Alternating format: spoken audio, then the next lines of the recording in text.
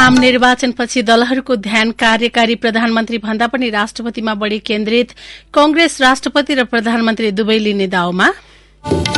मुलुकको शिक्षा क्षेत्र 5 दशक पुरानो ऐनको भरमा चल्नुपर्ने बाध्यता। पछिल्लो 15 वर्षमा कम्युनिष्ट नेताहरू 8 पटक शिक्षा मन्त्री हुँदा पनि आफू परिवर्तन हुन नसकेको टिप्पणी। नेपाली कांग्रेसमा संसदीय दलको नेता चयन प्रक्रिया आज शुरू हुँदै इतर पक्षमा शेखर कोइराला र गगन थापा बीचको दाबी कायमै। बेलारूससँगको सीमा क्षेत्रमा थप कडाई गर्ने युक्रेनको तयारी र अर्जेन्टिनाले विश्वकप फुटबलको उपाधि उचालेसँगै लियोनल मेसी सर्वकालीन महान खेलाड़ी बन्न सफल। नमस्कार, कान्तिपुर डायरीका साथमा तुलसी र इन्द्रलक्ष्मी। समाचार अब विस्तारमा। कांग्रेस संसदीय दलको नेतामा सभापति समेत रहेका प्रधानमन्त्री शेरबहादुर देउवाको विकल्प खोज्न महामन्त्री गगन थापाको कसरत जारी रहे पनि उहाँ आफ्नै समूहबाट सर्वसम्मत उम्मेद्वार बन्न सक्नु भएको छैन। 2 महिना अघि नै दलको नेतामा उम्मेद्वारी दिने घोषणा गरेका थापालाई अन्तिम घड़ीमा आफ्नै समूहका नेता शेखर कोइरालाले ब्रेक लगाउन खोज्नु भएको हो। दलको नेता चयनका लागि भोलि बिहान मतदान हुँदैछ भने आज मनोनयनको कार्यक्रम छ। मनोनयन गर्नु अघिसम्म शेखर र गगन मध्ये एकलाई सर्वसम्मत उम्मेद्वार बनाउने कसरत भइरहे पनि 1 वर्ष अघि सम्पन्न पार्टीको 14औं महाधिवेशनमा देखिएकै प्रवृत्ति दोहोरिने संकेत देखिन थालेको छ। महाधिवेशनको 1 वर्षपछि भोलि हुन लागेको संसदीय दलको चुनावमा उम्मेद्वार बन्न आफ्नै समूहभित्र शेखर र गगन बीच खिचातानी बढ़िरहेको छ। यसले पुरानै नियति दोहोरिने चिन्ता यो समूहका नेताहरूमा छ। शेखरले महाधिवेशनका बेला आफू प्रधानमन्त्रीका लागि नभएर सभापतिको प्रतिस्पर्धामा मात्रै अघि सर्ने बताउनु भएको थियो। सभापतिमा पनि एक पटक यसै पटक उहाँको नारा थियो। 15औं महाधिवेशनमा नेतृत्वमा युवालाई अघि बढ़ाउने आकर्षक मुद्दा अघि सारेकाले 14औं महाधिवेशनमा थापा शेखरकै प्यानलबाट महामन्त्री बन्नु भएको थियो। 2 जना नमिल्दा हामी अझै कमजोर हुने हो। संस्थापन इतर पक्षका नेता संजय गौतमले भन्नुभयो, महाधिवेशनमै ठूलो शक्ति गुमाएका छौं। यस पटक फेरि मिल्न सकेनौ भने पार्टीको विपक्षी मोर्चा कमजोर बन्नेछ। त्यसैले हाम्रो जोड़ सर्वसम्मत उम्मेद्वार बनाउनेमै छ।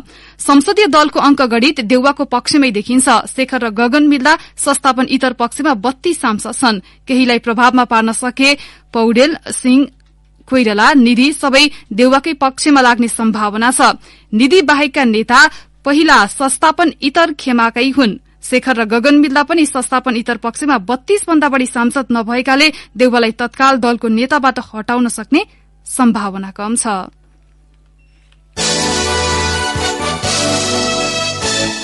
माओवादी अध्यक्ष पुष्पकमल दाहाललाई पहिलो चरणमा प्रधानमन्त्री बनाउनु पर्ने पक्षमा एकीकृत समाजवादी देखिएको छ। कांग्रेस र माओवादी केन्द्रले सरकारको नेतृत्वमा दावी गरिरहेका बेला एकीकृत समाजवादीले गठबन्धन जोगाउन दाहाललाई प्रधानमन्त्री बनाउनु पर्ने धारणा अघि सारेको हो। एकीकृत समाजवादीका उपमहासचिव गंगालाल तुलाधरले माओवादीलाई एमालेसँग सहकार्यमा जान बाध्य पार्नु दुर्भाग्य हुने बताउनुभयो।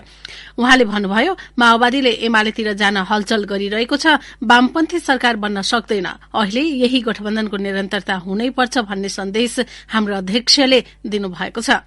उपमहासचिव तुलाधरले आफ्नो पार्टीसँग प्रभावशाली शक्ति नभए पनि कांग्रेस र माओवादीलाई सम्झाउने भूमिका रहेको उल्लेख गर्नुभयो। कांग्रेसमा शासकीय कुशलता व्यापक रूपमा उठिरहेको प्रसंग उल्लेख गर्दै उहाँले थप्नुभयो, कांग्रेसले ठण्डा दिमागले सोचे हुन्थ्यो पार्टीमा शेरबहादुर देउवा बाहेक दोस्रो तहको कसैलाई नेतृत्व दिन संस्थापन पक्ष तयार नभइरहेको अवस्थामा बरु दोस्रो आधा कार्यकाल कांग्रेसले लिएर पहिला प्रचण्डजीलाई दिन उपयुक्त हुन्छ।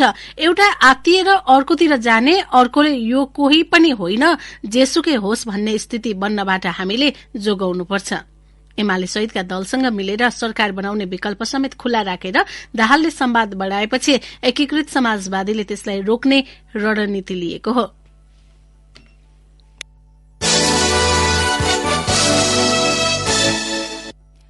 आम निर्वाचनपछि राजनीतिक दलहरूले कार्यकारी प्रधानमन्त्री भन्दा पनि संवैधानिक राष्ट्रपति चयनलाई मुख्य प्राथमिकता दिइरहेका छन्। प्रतिनिधि सभामा कुनै पनि गठबन्धनको स्पष्ट बहुमत नरहेका कारण आगामी दिनमा राष्ट्रपतिको भूमिका झनै बढ़ने उनीहरूको अनुमान छ। यसअघिका राष्ट्र प्रमुखले तरल राजनीतिक परिस्थितिमा आफ्नो पूर्व पार्टीका पक्षमा खोलेको भूमिकाका कारण पनि दलहरूको चासो राष्ट्रपति छनौटमा केन्द्रित भएको हो। राष्ट्रपति विद्यादेवी भण्डारीले 2 वा 2 भन्दा बढ़ी दलको समर्थनमा प्रधानमन्त्री दाबीका लागि आह्वान गरिसकेको अवस्थामा सत्ता गठबन्धनभित्रका दलहरूले राष्ट्रपति सहितका पदमा एकमुष्ट सहमति गर्नुपर्नेमा जोड़ दिइरहेका छन्। अहिलेको सत्ता गठबन्धन नयाँ सरकार बनाउन असफल भए मात्र संसदको दोस्रो ठूलो दल एमाले अग्रसर हुने देखिन्छ। माओवादी र एकीकृत समाजवादीलाई गठबन्धनबाट बाहिर ल्याएर राष्ट्रपति पद आफूले लिने रणनीति अनुरूपको पहल भने एमाले गरिरहेको छ। संसदको सबैभन्दा ठूलो दल कांग्रेसले राष्ट्रपति र प्रधानमन्त्री दुवै पद लिन खोजिरहेको छ।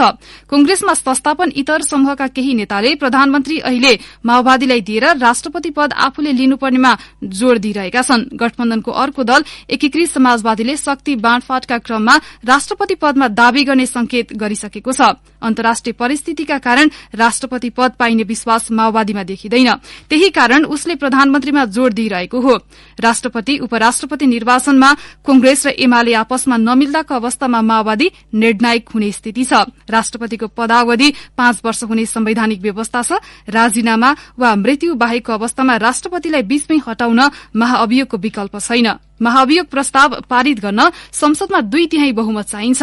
प्रथम राष्ट्रपति रामवरण यादवले माओवादी अध्यक्ष पुष्पकमल दाहाल नेतृत्वको सरकारको प्रधान सेनापति रूपमागत कचुवाल हटाउने निर्णयलाई रोकिदिएको थियो। त्यही घटनापछि दाहालले पदबाट राजीनामा दिनुभएको थियो। राष्ट्रपति विद्यादेवी भण्डारीले अध्यादेश तथा संसदबाट पारित विधेयक स्वीकृति, प्रमाणीकरण, प्रतिनिधि सभा विघटन, सरकार गठन जस्ता विषयमा पक्षीय कदम चालेको टिप्पणी हुँदै आएको छ। 2 वा 2 भन्दा बढ़ी दल जुटाएर बन्ने प्रधानमन्त्रीको स्थायित्व सुनिश्चित नहुने भएका कारण पनि राष्ट्र प्रमुखमा दलहरूको चासो बढ़ेको हो। नेपाली सेनाको परमाधिपति समेत हुने राष्ट्रपति पदमा प्रतिनिधि सभा, राष्ट्रिय सभा र प्रदेश सभाका सांसदले निर्वाचित गर्ने संवैधानिक व्यवस्था छ। संघीय संसद अर्थात प्रतिनिधि सभा तथा राष्ट्रिय सभा सदस्य र प्रदेश सभा सदस्यको मतभार भने फरक हुन्छ।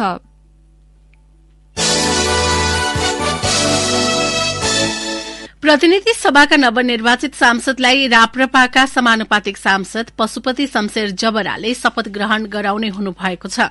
नागरिकताका आधारमा राप्रपाका जबरा राष्ट्रिय जनमोर्चाका चित्रबहादुर केसी भन्दा 1 महिना 26 दिन जेठो निस्किएपछि उहाँले शपथ गराउने टुंगो लागेको हो। संसद सचिवालयका एक सहसचिवका अनुसार ज्येष्ठ सदस्य टुंगो लगाउन निर्वाचन आयोगबाट नागरिकताको प्रमाणपत्र झिकाएर हेरिएको थियो। नागरिकताका आधारमा माओवादी सांसद महेन्द्र राय यादवको उमेर बढ़ी रहे तापनि उहाँले शपथ गराउनु हुने छैन। नागरिकतामा वास्तविक उमेर भन्दा बढ़ी राखेको स्वीकार गरेर उहाँ संसदमा ज्येष्ठ सदस्यले सबै सांसदलाई शपथ गराउँदा अनुपस्थित रहनुहुने बताइएको छ। 2074 को प्रतिनिधि सभामा पनि यादव अनुपस्थित रहेपछि ज्येष्ठ सदस्य महन्त ठाकुरले शपथ ग्रहण गराउनु भएको थियो। यस पटक भने चित्रबहादुर केसी र पशुपति शमशेर जबरा मध्ये को ज्येष्ठ सदस्य भन्ने टुंगो लागेको थिएन।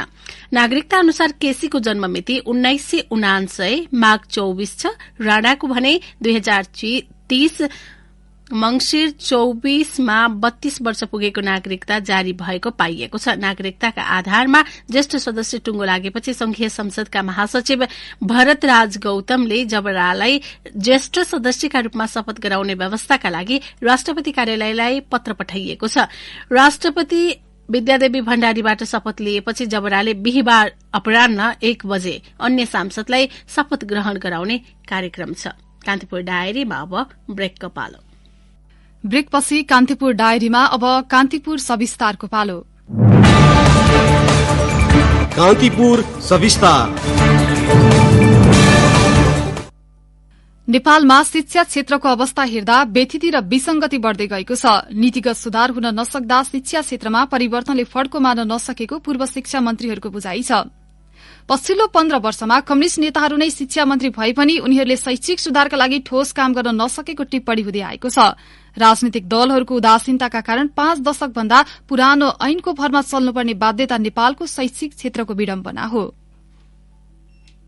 पछिल्ला दशकको राजनीति इतिहास हेर्ने हो भने कुनै पनि सरकार 5 वर्ष टिक्न सकेको छैन। बहुदलीय शासन प्रणाली लागू भएसँगै धेरै दलहरू मिलेर सरकार बन्ने परिपाटीले वर्षमा 2-3 पटक सरकार फेरिन्छ। सरकार नेतृत्वकर्ता दल उही रहे पनि मन्त्रीहरू फेरिरहने चलन पछिल्लो समयमा बढ्दो क्रममा छ। 2064 यता मन्त्रीहरूको फेरिस्त हेर्दा 15 वर्षमा 8 जना कम्युनिष्ट नेताहरू शिक्षा मन्त्री बनेका छन्। वैज्ञानिक शिक्षा दिने र शैक्षिक क्षेत्रमा आमूल परिवर्तन ल्याउने नारा घोषणा पत्र र भाषणमा घन्काउँदै आएका कम्युनिष्ट नेताले विभागीय मन्त्री बन्दा समेत शैक्षिक क्षेत्रले सोचे जति प्रगति हासिल हुन नसकेको भन्दै आलोचना हुन थालेको छ। 2067 सालमा शिक्षा मन्त्री बनेका एकीकृत समाजवादीका नेता गंगालाल तुलाधर राजनैतिक दलहरूले शिक्षा क्षेत्रलाई प्राथमिकतामा नराख्दा बेतिथि बढ़ेको बताउँछन्। उनी आफू मन्त्री हुँदाको अनुभव यसरी सुनाउँछन्। भागभण्डामै मिलाउनु पर्ने बाध्यता, त्यस प्रकारको दबाव थियो। त्यो दबावबाट मुक्त नभइकन वास्तवमा सुधारको अपेक्षा गर्न सकिँदैन। जे जस्ता मैले चाहिँ सुधारका लागि प्रयास गरेँ, मैले त त्यति बेलाको नेतृत्वसँग चाहिँ संघर्ष गरेर मैले चाहिँ नेतृत्वसँग चाहिँ असहमति जनाएर र बेला बेलामा चाहिँ घोर्की आदि इत्यादि पनि लगाएर क्याबिनेटै छोड्छु भनेर त्यो गरेर गर्दाखेरिको अवस्थामा मात्रै त्यति हुन सकेको हो। प्रमुख कुरा भएर भनेको चाहिँ बजेटमा 20% पुर्याउन गरिएको प्रयत्न नै हो। जति बेला चाहिँ करिब 17 को हाराहारीमा चाहिँ पुर्याउन कोसिस गरियो, त्यो बेलामा प्रधानमन्त्री र अर्थमन्त्रीसँग चाहिँ मेरो असाध्यै ठूलो संघर्ष भएको थियो। मलाई त्यो एकदमै सम्झना छ।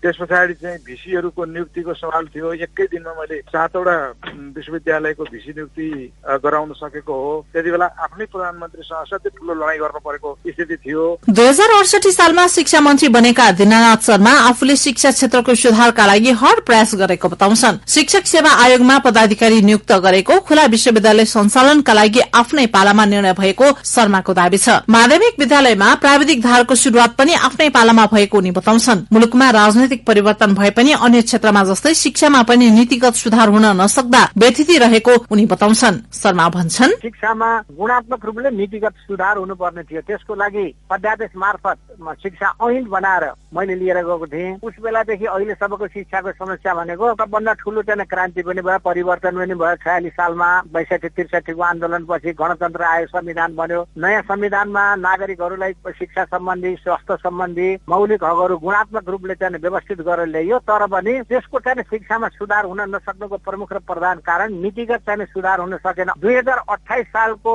ऐनको चाहिँ आधारमा नै शिक्षा मन्त्रालय चलेको छ। त्यस कारणले त्यसमा सुधार नल्याइकन, नीतिगत रूपमै चाहिँ सुधार नगरिकन शिक्षामा जति वर्ष बिते पनि, 1 शताब्दी बिते पनि शिक्षाको स्थिति यस्तै अस्तव्यस्त अल्पत्र नै हुन्छ। निजी विद्यालयमा लगानी गरेका धेरै जसो व्यक्ति राजनीतिमा क्रियाशील छन्। त्यसो त शिक्षामा निजीकरणको विरोध सबैभन्दा बढ़ी कम्युनिष्ट पार्टीहरूले नै गर्दै आएका छन्। शिक्षा क्षेत्रको दुर्भाग्य भनेको शिक्षा ऐन संशोधन गर्ने प्रयास भए पनि अहिलेसम्म हुन नसक्नु पनि एक हो, जसलाई विगतमा शिक्षा मन्त्री भएका कम्युनिष्ट नेताहरूले नै स्वीकार गरेका छन्। पुराना नीति नियममा टेकेर अगाडि बढ़िरहेकाले पनि शिक्षा क्षेत्रमा सुधार नभएको माओवादी नेता शर्माको भनाइ छ। शिक्षामा, स्वास्थ्य जस्ता सार्वजनिक सेवाहरूमा निजीकरण गरेर निजीको माध्यमबाट चाहिँ पैसा कमाउने, पैसा असुल्ने जुन चाहिँ व्यक्तिहरू चाहिँ संसदमा पुग्छन्, पार्लियामेन्टमा पुग्छन्, सबभन्दा ठूलो चाहिँ अवरोध त्यहाँबाट भएको छ। दोस्रो कुरा चाहिँ प्रशासनिक क्षेत्रमा पनि परम्परागत रूपमा जसरी चलिआएको छ त्यसलाई गुणात्मक रूपले सुधार गर्न भन्दा पनि अब यसैबाट चाहिँ आफ्नो स्वार्थ पूर्ति हुने भएको हुनाले त्यो क्षेत्र पनि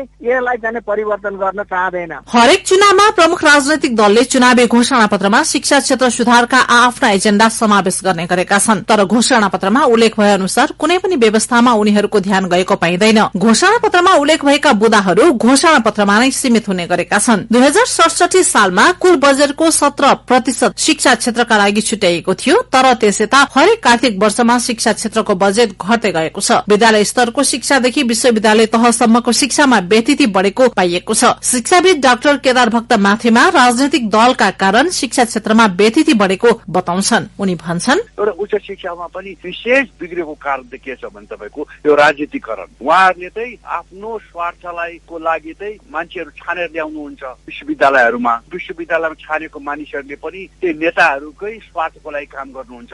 तब कसरी शिक्षा विकास हुन्छ त? विश्वविद्यालयमा नेतृत्व गर्ने मानिसहरू चाहिँ कसैको मानिसै हुनुहुन्न, उहाँहरू त कुनै पार्टीको, उहाँहरूले त विश्वविद्यालयको लागि काम गर्ने हो। माओवादी केन्द्रका नेता गिरिराज मणि पोखरेल 2 पटक शिक्षा मन्त्री बनिसकेका छन्। उनी 2072 र 2076 मा शिक्षा मन्त्रीका रूपमा रहिसकेका छन्। शिक्षा क्षेत्रको समग्र सुधारका लागि दृष्टिकोणै परिवर्तन गर्नुपर्ने उनको भनाइ छ। शिक्षा क्षेत्रको केही विषय सुधार गर्नुपर्ने र केही पूरै परिवर्तन गर्नुपर्ने उनी बताउँछन्। समग्र परिवर्तनको पाटो पनि सुधारको पाटो पनि अगाडि बढाउने गरेर कामलाई लैजान मैले खोजेको थिएँ र त्यसैको आधारमा 3टा ऐनहरू ड्राफ्ट भए। अब सरकारमा प्रधानमन्त्रीसँग नै दृष्टिकोणको मतभेद भयो। ड्राफ्ट गरेर पठाएका ऐनहरूलाई मन्त्रालयमा गएर रोक्ने कामहरू भए। सार्वजनिक शिक्षाको सबलीकरणको दशकीय कार्यक्रम ल्याएँ मैले। अनिवार्य तथा निशुल्क शिक्षा ऐन ल्याइयो। शिक्षक दरबन्दी पुनर्वितरण काम अगाडि बढाइयो। ती कतिपय कामहरू गर्न दिइएन। शिक्षाको नीति अर्थतन्त्र, राजनीति, सामाजिक सबै पक्षको प्रतिबिम्बित नीतिहरूको सम्मिश्रणका रूपमा लिने गरिन्छ। विभिन्न समयमा फरक राजनैतिक दलका प्रधानमन्त्री र शिक्षा मन्त्री रहँदा पनि समस्या उत्पन्न भएका उदाहरणहरू छन्। नीति स्पष्ट नहुँदा शिक्षा क्षेत्रमा व्यतिथि बढेको टिप्पणी सदाबहार जस्तै भइसकेको छ। त्यसैले शिक्षा क्षेत्रको समग्र सुधारका लागि नीति, बजेट र दृष्टिकोणमा राजनैतिक दलहरूको दृष्टिकोण नै स्पष्ट हुनु जरूरी छ। रेडियो कान्तिपुरका लागि पार्वता चौधरी। कान्तिपुर सविस्तार।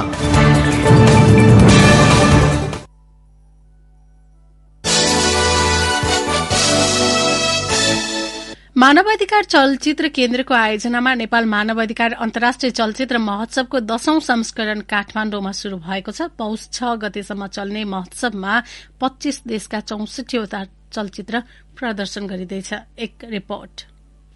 सामाजिक न्याय र मानव अधिकारलाई प्रस्तुत गर्ने मूल उद्देश्यले शुरू भएको नेपाल मानव अधिकार अन्तर्राष्ट्रिय चलचित्र महोत्सवको 10औं संस्करणको पहिलो दिन शान्ता नेपाली निर्देशित वृत्तचित्र climbing temperature top of the world देखाएर शुरूआत गरियो। जलवायु परिवर्तन र पर्यावरण न्यायको नारा बोकेको महोत्सवमा विश्वभरबाट खुल्ला आवेदनबाट संकलन गरिएका कथानक चलचित्र, वृत्तचित्र, एनिमेशन लगायतका नेपाल सहित 25 देशका 64वटा फिल्महरू यस महोत्सवमा देखाइँदैछ। महोत्सवको निर्णायकमा नेपालबाट निर्देशक अविनाश विक्रम शाह, भारतीय लेखक निर्देशक अनिवार्णा भट्टाचार्य, कोरियाका मानव अधिकार अभियन्ता तथा महोत्सव निर्देशक सुली दिलवर र इजरायलका लेखक निर्देशक ओस्रा स्वार्ज रेम छन्। प्रदर्शन गरिएका फिल्महरू मध्ये उत्कृष्ट 4 फिल्मलाई अन्तर्राष्ट्रिय फिक्सन र अन्तर्राष्ट्रिय नन फिक्सन साथै नेपाली फिक्सन र नन फिक्सन विधामा नगद सहित अवार्ड प्रदान गरिनेछ। त्यस्तै 1 जना उत्कृष्ट नेपाली महिला निर्देशकलाई पनि अवार्ड प्रदान गरिनेछ। त्यस्तै महोत्सव समापनमा भने दीपक रौनियार निर्देशित सर्ट फिल्म 4 नाइट्स प्रदर्शन हुनेछ।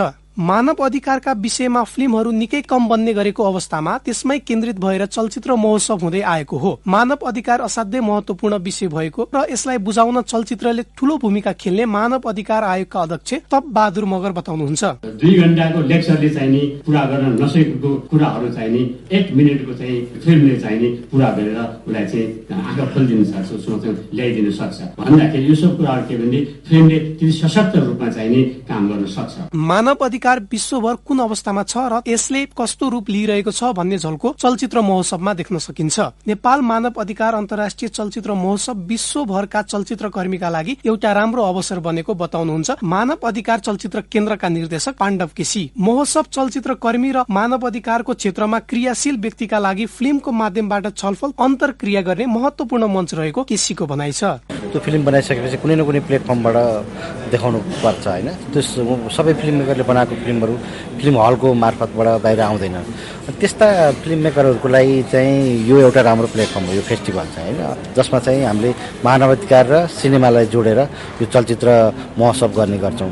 यसको मुख्य उद्देश्य के हो भने हाम्रो जस्तो देशमा चाहिँ मानवाधिकारसँग जोडिएका विभिन्न खालका इस्यु छ। यस्ता थुप्रै इस्युहरूलाई चाहिँ यो फिल्मको मार्फत आम दर्शकहरू, आम अडियन्ससँग पुर्याउन। यस महोत्सवले यसपटक समय, जलवायु परिवर्तन र न्याय सम्बन्धी विषयलाई एकै ठाउँमा उभिएर विश्वलाई सचेत गराउन खोजेको आयोजकले जनाएको छ। महोत्सव चलचित्र देखाउने थलो मात्र होइन, विदेशी फिल्म कसरी निर्माण भइरहेका छन्, कथा कसरी छनौट गरिएको छ, कथा वाचन गर्ने शैली, पात्र चयन, फिल्मको छायाङ्कन र यसमा प्रयोग हुने प्रविधि लगायत विषय बुझ्ने र बुझाउने मौका पनि हो। रेडियो कान्तिपुरका लागि मनिष अधिकारी।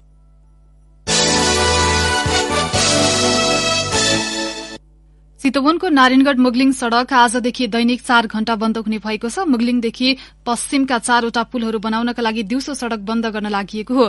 बिहान 11 बजेदेखि 4 घण्टा सो सड़क बन्द रहने नारायणगढ़ मुगलिङ नागढुङ्गा मुगलिङ सड़क आयोजनाले जनाएको छ। 1 महिनासम्म दैनिक 4 घण्टा सड़क बन्द गरेर काम गर्ने आयोजनाका सूचना अधिकारी एवं इन्जिनियर कृष्ण आचार्यले जानकारी दिनुभयो। पुल बनाउन पहाड़ काट्नुपर्ने भएकाले सड़क बन्द गर्नु परेको उहाँले जानकारी दिनुभयो। बाटो बन्द गर्दा बिरामी बोकेका एम्बुलेन्स, दमकल, सब वाहन, सुरक्षाकर्मीका गाड़ी र अत्यावश्यक सेवाका गाड़ीलाई अनुकूलता हेरेर सड़क वारपार गराउने व्यवस्था मिलाइएको छ। कान्तिपुर डायरीमा पुनः ब्रेकको पालो। ब्रेकपछि अब आर्थिक प्रसंग। विद्यमान नीतिगत व्यवस्था परिमार्जन नगरे यही पौष मसान्तमा वित्तीय प्रणालीमा तरलता दबावमा पर्ने संकेत देखिएको छ। पछिल्लो समय बजारमा तरलता स्थिति केही सहज देखिए पनि पौष मसान्तमा दबावमा पर्न सक्ने चुनौती रहेको जानकारीहरूले औंल्याएका छन्। सरकारले आन्तरिक ऋण संकलन गरिरहेको आर्थिक वर्षको दोस्रो त्रैमास भएकाले कर मार्फत केही रकम सरकारी खातामा जाने, स्थानीय तहको खातामा रहेको 80% सम्म निक्षेपका रूपमा गणना गर्न पाउने व्यवस्था पौष मसान्तसम्मका लागि मात्र भएको लगायतका विविध कारणले सो आकलन गरिएको बताइएको छ। अब अन्तर्राष्ट्रिय प्रसंग। रूस र युक्रेन दुवै मुलुकसँग सीमा जोडिएको बेलारूससँगको सीमा क्षेत्रमा युक्रेनले थप कड़ाई गर्ने भएको छ। रूसी राष्ट्रपति भ्लादिमिर पुटिनले बेलारूसका राष्ट्रपति अलेक्जेन्डर लुकासेनसँग गरेको भेटपछि युक्रेन थप सशंकित हुँदै बेलारूससँगको सीमा क्षेत्रमा सुरक्षा सतर्कता बढ़ाउन लागेको बीबीसीले जनाएको छ।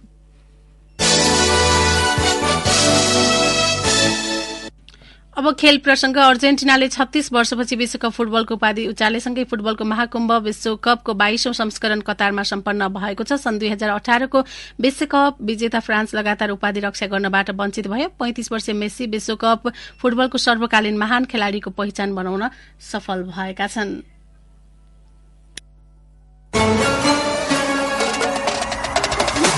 सन् 2002 पछि पहिलो पटक विश्वकप जित्ने पहिलो दक्षिण अमेरिकी टिम बन्यो अर्जेन्टिना। 2 तारा रहेको अर्जेन्टिनाको जर्सीमा एउटा तारा थप्न खटिएका कप्तान लियोनेल मेसी विश्वकपकै उत्कृष्ट खेलाड़ी दोस्रो पटक बने। यसअघि सन् 2014 को विश्वकपको फाइनलमा पनि उनी सर्वोत्कृष्ट खेलाड़ी बनेका थिए। मेसीले अर्जेन्टिनालाई उपाधि मात्रै दिलाएनन्, आफ्नो व्यक्तिगत कीर्तिमान पनि कायम गरे। फ्रान्स विरुद्ध फाइनल खेल्न मैदान टेकेसँगै मेसीले विश्वकप को सर्वाधिक 26 खेल खेल्ने कीर्तिमान बनाए। मेसीले जर्मनीका लोथार म्याथाउसको 25 खेलको कीर्तिमान तोडे। सन् 2006 मा सर्बिया एन्ड मोन्टेनेग्रो विरुद्ध खेल्दै विश्वकपमा डेब्यू गरेका मेसी सर्वाधिक 5 विश्वकप खेल्ने 6 खेलाड़ी मध्ये एक हुन्। मेसीले सन् 2006 को विश्वकपमा 3, 2010 मा 5, 2014 मा फाइनल पुग्दा 7, 2018 मा विश्वकपका 4 तथा यस संस्करणमा 7 खेल गरी अहिलेसम्म खेलेको 26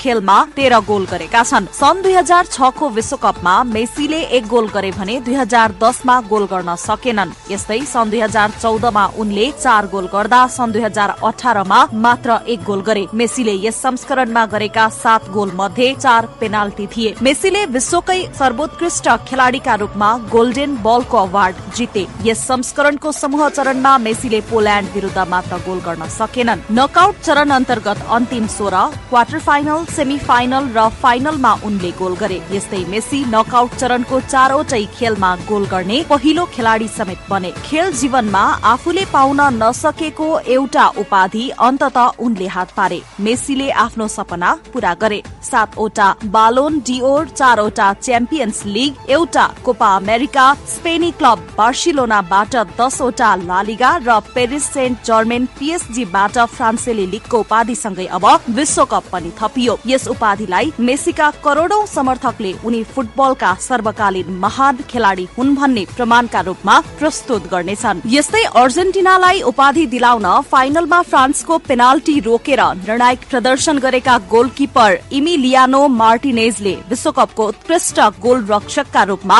गोल्डन ग्लोब्सको अवार्ड जिते भने उत्कृष्ट युवा खेलाड़ीको पुरस्कार पनि अर्जेन्टाइन 21 वर्षीय मिडफिल्डर एन्जो फर्नान्डेजले जिते। यता फ्रान्सका युवा खेलाडी किलियन एम्बापे विश्वकपको 92 वर्षीय इतिहासमा फाइनल खेलमा ह्याट्रिक पूरा गर्ने दोस्रो खेलाडी बने। फाइनलमा ह्याट्रिक गरे पनि एम्बापेले फ्रान्सलाई विश्वकप उपाधि भने दिलाउन सकेनन्। यसअघि सन् 1966 मा इंग्ल्याण्डका जियोफ हर्ट्सले फाइनलमा ह्याट्रिक गरेका थिए। पहिलो हाफमै अर्जेन्टिनाले 2 गोलको अग्रता बनाएर फ्रान्सलाई दबावमा राखे पनि दोस्रो हाफमा सुधारिएको फ्रान्सका लागि एम्बापेले 2 गोल गरी खेललाई अतिरिक्त समयमा पुर्याए। उनले 80औं मिनेटमा पेनाल्टीमा गोल गरे। एम्बापेले पेनाल्टीमा गोल गरेको अर्को मिनेटमै व्यक्तिगत दोस्रो गोल गरी खेल बराबरी गरेका थिए। 30 मिनेटको अतिरिक्त समयमा मेसीले अर्जेन्टिनाका लागि गोल गर्दा फ्रान्स फेरि पछि पर्यो, तर 118औं मिनेटमा एम्बापेले पेनाल्टी मार्फत नै गोल गरी विश्वकपमा आफ्नो ह्याट्रिक पूरा गर्दै खेल बराबरीमा ल्याए। विश्वकपको 22औं संस्करणमा 8 गोल गरी एम्बापेले गोल्डन बुट अवार्डमा चित्त बुझाए। 4 वर्ष अघि फ्रान्सलाई विश्वकप जिताउन निर्णायक प्रदर्शन गरेका एम्बापेले विश्वकपमा अहिलेसम्म 12 गोल गरेका छन्। विश्वकपका 7 खेलमा 8 गोल गरेका 23 वर्षीय सुपरस्टार एम्बापेले पहिलो पटक गोल्डन बुट भने जिते। झण्डै 9 दशक लामो इतिहास रहेको फिफा विश्वकपमा यसपटक धेरै अप्रत्याशित नतिजाहरू आए, जसमा कमजोर टिमले पनि ठूला टिममाथि अप्रत्याशित नतिजा निकाले। यस संस्करणको च्याम्पियन अर्जेन्टिनालाई समूह चरणका खेलमा साउदी अरबले स्तब्ध पार्दा 2 पटक विश्वकपको उपाधि उचालेको फ्रान्सलाई ट्युनिसिया तथा 4 पटकको विश्वकप विजेता जर्मनीलाई एसियाली राष्ट्र जापानले हरायो। यस्तै विश्वकप पहिलो पटक जाडो मौसममा आयोजना भएका कारण विश्वका अधिकांश क्षेत्रमा सञ्चालन भइरहेका क्लब लीगहरू बीचमै स्थगित भए। निरन्तरको आलोचनाका कारण विश्वकपको इतिहासमा कतार सबैभन्दा बढ़ी कुरा गरिने विश्वकप हुने निश्चित छ। विश्वकप आयोजना गर्दा व्यापक भ्रष्टाचार गरेको र आप्रवासी कामदारको मानवाधिकार उल्लंघन गरेको पश्चिमा देशहरूको आरोप लाग्दै आए पनि कतारले अस्वीकार गरिरहेको छ। कतारले विश्वकपका लागि भौतिक संरचना बनाउँदा $230 अर्ब खर्चिएको अनुमान गरिएको छ। डिएगो म्याराडोनाको विरासत बोकेको अर्जेन्टिनाले उनको निधन भएको 2 वर्षपछि विश्वकपको ताज पहिरिएको हो। तेस्रो पटक विश्व च्याम्पियन बनेपछि अर्जेन्टिनाका शहरहरूमा मानव सागर नै उत्रिएको छ। आर्थिक समस्याको चर्को मार खेपिरहेको अर्जेन्टिनाका लागि विश्वकप एउटा अनुपम उपहार भएको छ। आइतबार रातिको विश्वकप फाइनल युरोप र दक्षिण अमेरिकी टिम बीचको 11औं फाइनल थियो। दक्षिण अमेरिकी टिमले 10 पटक र युरोपेली टिमले 12 पटक विश्वकप जितेको इतिहास बनिसकेको छ। विश्वकपको ताज पहिरिएर मेसी घरेलु भूमिमा फर्किँदै गर्दा अब उनले अन्तर्राष्ट्रिय फुटबलबाट सन्यास लिन्छन् वा लिँदैनन् भन्ने चासो सबैभन्दा बढ़ी छ। विश्वकप जितेपछि उनले तत्काल सन्यास नलिने बताएका छन्। विश्व फुटबलको ध्यान मेसीले खिचिरहँदा फ्रान्सका एम्बापेको नाम समेत कसैले भुल्न सक्दैनन्, किनकि एम्बापेले आफूलाई मेसीसँगै फुटबलको अर्को पुस्ताका उत्कृष्ट खेलाडी आफू भएको प्रमाणित गरिसकेका छन्। रेडियो कान्तिपुरका लागि पूजनी श्रेष्ठ। हौस् त यिनै प्रसंगसँगै कान्तिपुर डायरीको यो बुलेटिन यही सकिन्छ। तुलसी र इन्द्र लक्ष्मी बिदा हुन्छौं। नमस्कार।